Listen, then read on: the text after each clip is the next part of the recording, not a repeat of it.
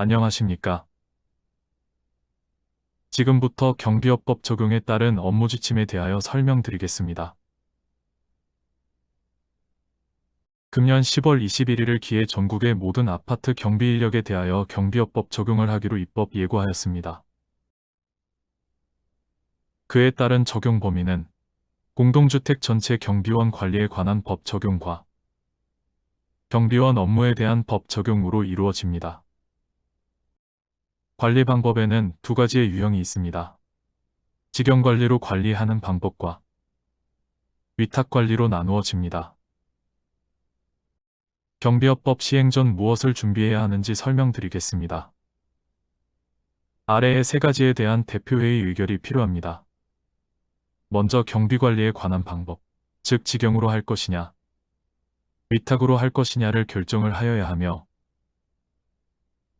다음으로 비용 발생에 따른 추경예산 승인. 추경예산 승인은 직영이든 위탁이든 똑같이 발생되는 부분입니다. 위탁 결정 시 경비용역관리업체를 선정하여야 합니다. 주의하실 사항으로는 위수탁 계약과 다르게 경비관리 방법을 변경할 수 없습니다. 이것은 선정지침 위반이라는 유권 해석에 따른 것입니다. 직영관리에서 위탁관리로 변경이나 위탁관리에서 직영관리로 변경 등 임의적인 경비관리 방법 변경은 어렵습니다. 단, 변경을 하기 위해서는 관리비 납부 주체, 즉 입주자 등에 대한 과반수 찬성 동의가 필요합니다. 주의사항으로 변경 전 선정지침 위반 여부 검토가 필요합니다. 관리 단지에서는 경비관리 방법 변경 전 반드시 본사의 승인을 득한 후 변경 절차를 진행하시기 바랍니다. 많은 분들께서 궁금해하시는 직영관리와 위탁관리의 비용 산출 자료에 대하여 설명드리겠습니다. 표를 보시면 하단 부분 용역관리와 직영관리의 비용 차이가 나는 것을 알 수 있습니다.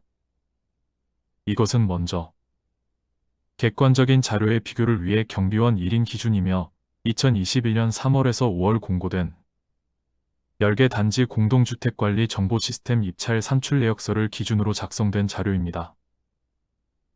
경비원 직접 인건비, 간접 인건비, 일부 재경비는 단지 근무시간, 휴게시간, 단지 복지 현황 등의 차이로 비교 대상에 포함되지 않았습니다.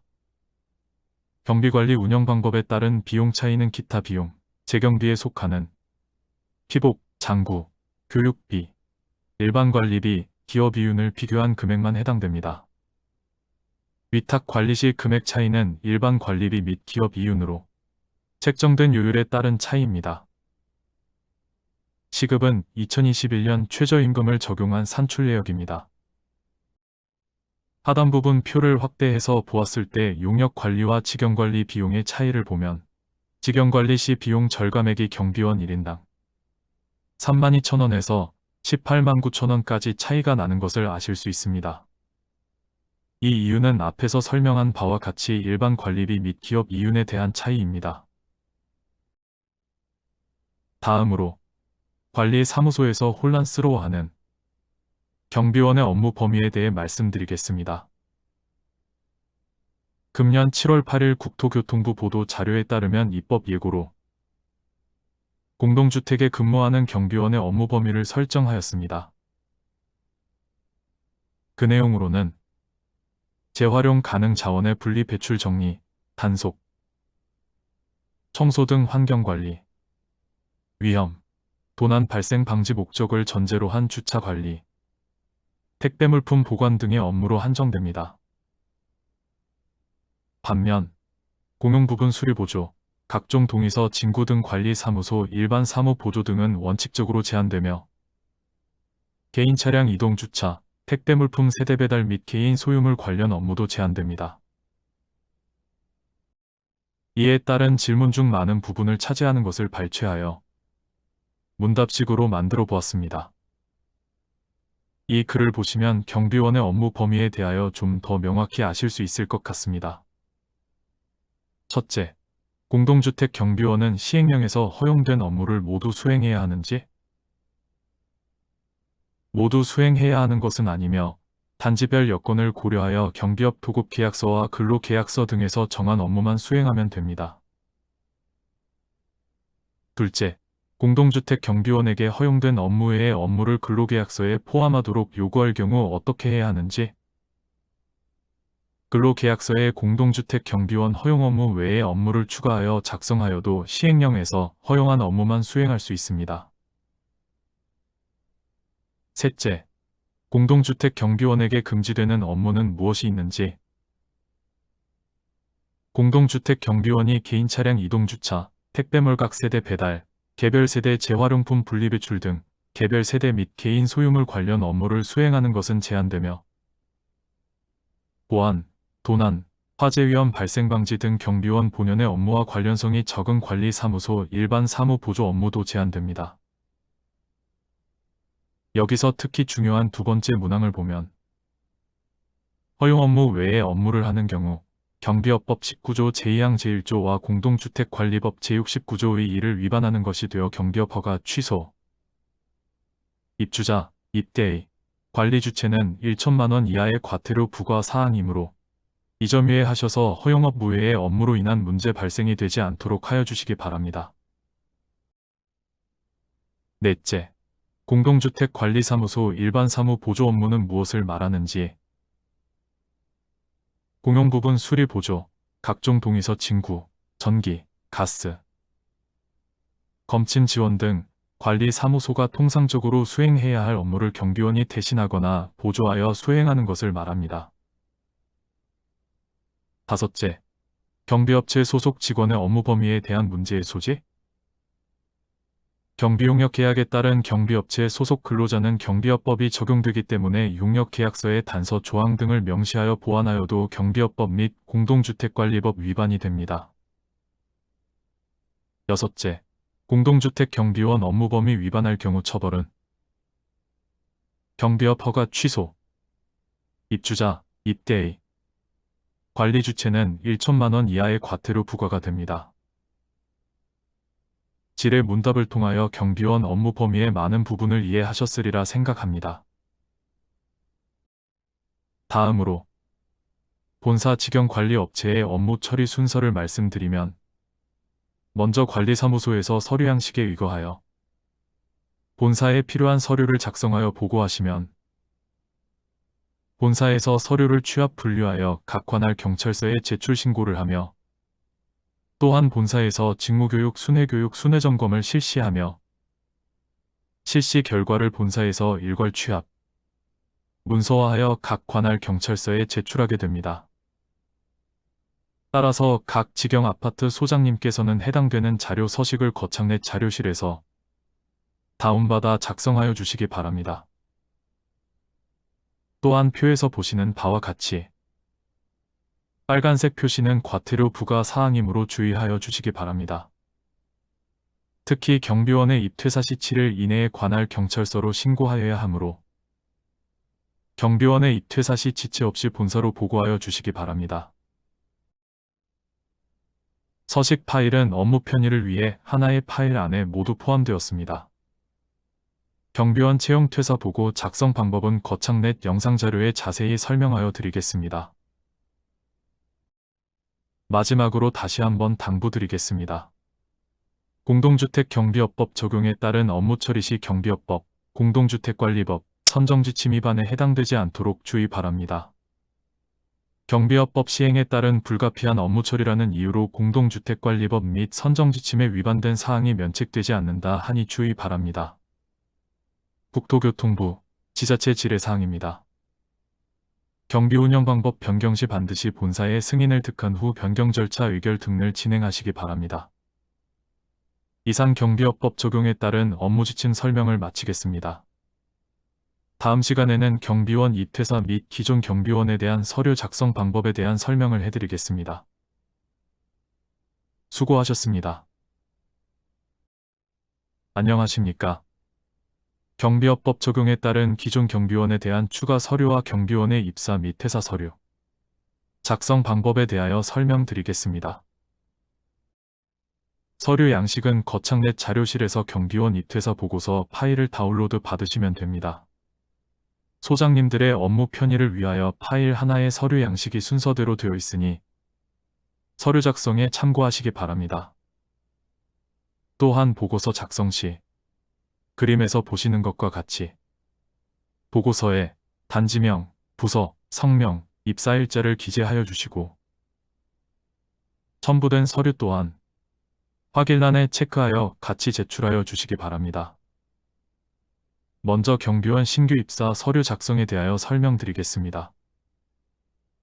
우선 경비원 면접 후 채용이사가 있는 경비원에 한하여 경비원 신임 교육 이수증을 확인하시고 이때 이수증 발급 날짜가 이미 공고한 바와 같이 입사 시점 기준 3년이 지나지 않았으면 관계없으나 3년이 경과한 경우 의료보험 득실 확인서와 같은 계속 근무를 확인할 수 있는 서류를 같이 첨부 제출해 주셔야 합니다.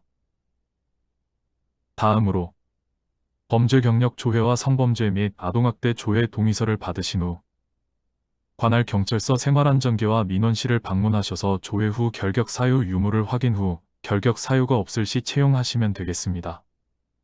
기존 경비업법 적용 전에는 채용 후 성범죄 및 아동학대 범죄 조회만 하였으나 경비업법 적용 후에는 경비업법 10조와 관련하여 결격 사유에 해당하는 경비원은 채용이 불가하도록 되어 있습니다. 결격 사유 해당에 대하여서는 기존 경비원도 해당되는 부분입니다. 기존 경비원에 대한 제출 서류를 설명할 때 다시 한번 이야기하겠습니다. 채용 시 표에 나와 있는 대로 징구서류와 조회 회신서, 서식을 작성 후 채용보고서와 같이 지체 없이 본사로 사본을 송부하여 주시기 바랍니다. 경비업법 24조에 의거하여 경비원 배치 후 7일 이내에 신고를 하여야 하며 위반 시 과태료 및 행정처분 대상이 됩니다. 이 점 각 소장님들께서는 꼭 숙지하시기 바랍니다. 기존 경비원들 또한 표에서 보시는 바와 같이 경비업법 적용에 따른 추가 구비 서류가 필요한 관계로 번호에 색칠된 부분을 구비하시어 기존 보관하고 계시는 근로계약서와 같이 사본을 본사로 제출하여 주시기 바랍니다. 범죄 경력 조회 동의서 작성 시 미리 공지하시어 범죄 경력 조회는 단순히 결격 해당 유무만 표시를 하는 것으로 전과나 기타 자세한 사항은 표시되지 않음을 안내하여 주십시오. 또한 조회 후 결격 사유 발생 시 경비 업무에서 배제가 되는 것을 사전에 고지해 주셔야 합니다. 이 또한 경비업법 10조에 대해서 적용되는 부분입니다. 표 제일 마지막에 있는 경비원 명부는 필의관리사무소에서도 보관하시고 근무 편성표는 출근부와 같은 것으로 원본을 매월 초 전월분 근무 편성표를 우편으로 발송하여 주시기 바랍니다. 경비원 퇴사 시는 지체 없이 보고 계시는 퇴사 보고서를 작성하시어 본사로 제출해 주시기 바랍니다. 이 또한 위에서 설명한 바와 같이 경비업법 24조에 해당하는 위반 시 과태료 및 행정처분 대상입니다. 서식 목록을 보시면 필요한 서식이 순서대로 되어 있는 것을 알 수 있습니다. 여기서 범죄 경력 조회는 서류 구비 후 생활안전계에서 조회 후 회신서를 받으시면 되고 성범죄 및 아동학대 범죄 경력 조회는 민원실에서 조회 후 회신서를 받으면 됩니다. 근로계약서는 정년 미만 근로계약서와 촉탁근로계약서로 나누어져 있습니다. 해당하는 근로계약서를 작성 후 나머지 공통서류를 작성하시면 됩니다. 다만 감시적 단속적 근로자 제외 신청을 하지 않은 관리사무소 소장님께서는 3-11번 감시적 단속적 근로자 동의서를 받은 후 서류를 구비하셔서 신청하여 주시기 바랍니다. 범죄 경력 조회 신청서에서 신청인은 거창 유지관리이므로 수정하실 필요가 없습니다. 범죄 경력 조회 동의서는 대상자가 자필로 직접 작성하여야 합니다. 범죄 조회 위임장 또한 위임하는 사람은 본사 사장님이므로 수정하실 필요가 없으며 위임받는 사람은 조회하러 가는 사람의 인적사항을 적으시면 됩니다. 허가증은 출력하셔서 첨부하시면 됩니다. 성범죄 경력 및 아동학대 관련 조회는 기존과 동일하게 작성을 하시면 됩니다. 근로계약서는 정년 미만자 계약서와 촉탁근로자 계약서로 나누어져 있으니 해당하는 계약서로 작성해 주시면 됩니다.